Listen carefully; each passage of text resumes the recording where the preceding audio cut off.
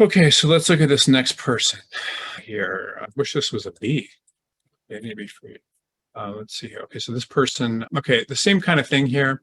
I don't like putting LinkedIn profiles on my resumes. Just the reason is this is just as a general rule. I like LinkedIn, by the way. I have no issues with LinkedIn. But anytime I've seen people disqualified from, so I see more people disqualified from LinkedIn than anything. So anytime you give someone a reason to reject you, someone a reason to reject you, they will. To reject you, they will. A resume is like a paper. So when you write a paper, like for college or law school or something, typically what the reader does is they read it, and then if they find issues with your paper, they will mark them down, like this was wrong. And the person that emerges unscathed gets an A, and the person that emerges with all sorts of things wrong has a problem. So just like we talked about when we talked about these kind of long paragraphs, when you're talking about your experience, like that can really hurt you and set you back very far. And so you need to be very careful about not putting in super long paragraphs and so forth into your descriptions, because that can definitely hurt you. So I don't like the LinkedIn unless you feel like your LinkedIn's perfect, but your LinkedIn may look like your other thing, doing other things. It may say you have businesses on the side. It may say they may not like you. They may not think you have enough connections. They may not like your picture. Who knows? You just can't make this stuff up. And I don't like the stuff about Riverside, Illinois State Bar, General Bar. Just put down your phone number. That's it. You don't need to hide anything.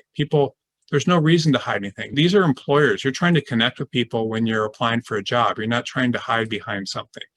And so you want to be very, very careful about anything you possibly can do that would alienate someone and make it look like you're hiding something from them. You just don't want to do it. It's just, you have to be careful. Okay, so let's take a look at this. And this is good. This person's admitted to the patent bar. So this, I can tell you right now that whoever this person is a very employable person, and I will tell you why in a second. This is a great candidate. We'll get lots of jobs, no problem, probably, unless I may miss something, but let me see here. Good candidate. Maybe not in Illinois, if that's where they are. I don't know if they're in Illinois, because that's not the greatest market for what they do. Okay, so University of Notre Dame Law School. Again, I don't think this person is a patent attorney. I don't like any of this. So I don't think you need to put the moot court.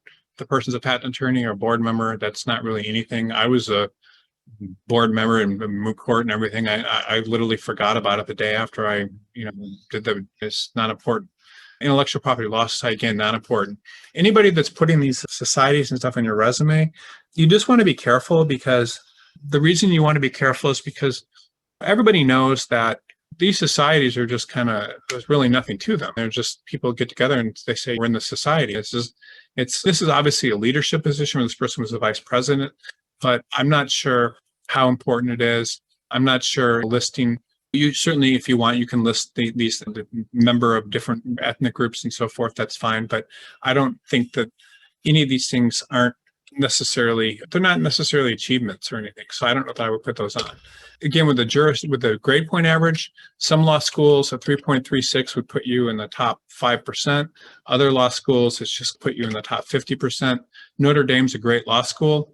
That may be a top grade from there. I don't know, but I would be careful about that. This is a great honor. And obviously, if someone were to give me half of the tuition, I would have been very happy in law school, and I certainly probably didn't merit it, so that's fine. But if you can if someone got us a scholarship, that's very good. Okay, this is awesome. These are great grades. The person got all of these awards and fellowships and so forth. This is great. This is a very strong candidate in electrical engineering and so forth, and these are great.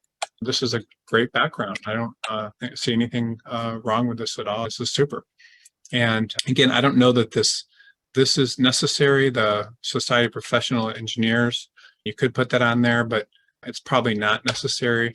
And in terms of these grade points, these are all good grades, by the way. I don't have anything to measure them by.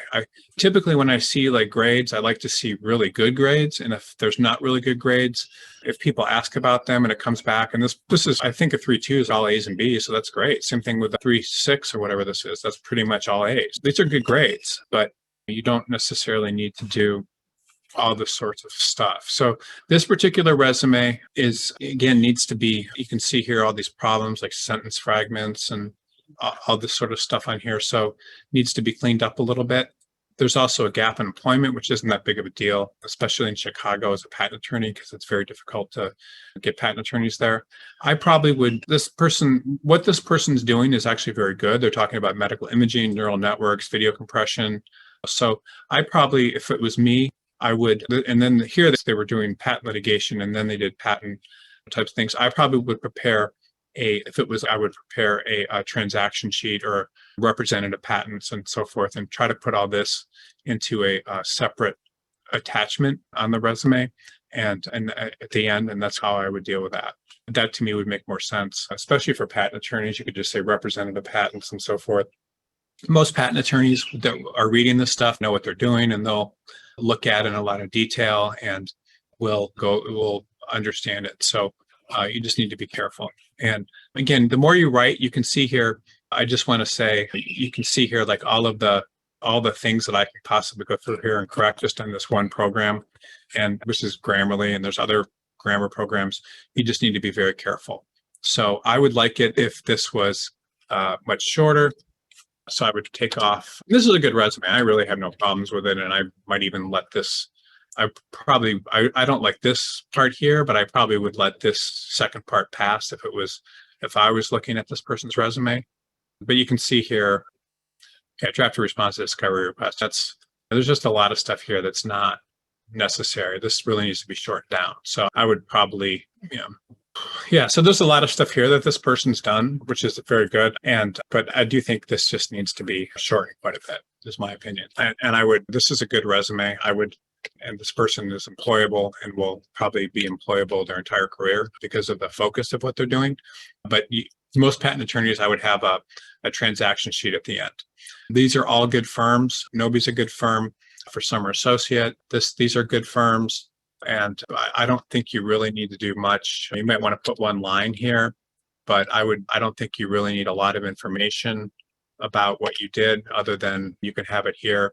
And if you received an offer as a summer associate, which you obviously did, then you probably don't even need to put this here. You probably need to put the dates here. So you would go something like this: summer associate, dates, and then dates.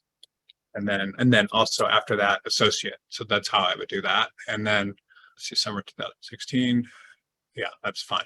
And then all this stuff going over to London, Notre Dame, pre-law experience, engineering experience. Now, in general, I wouldn't tell a patent attorney or most attorneys I would really want them to de-emphasize their experience before going to law school.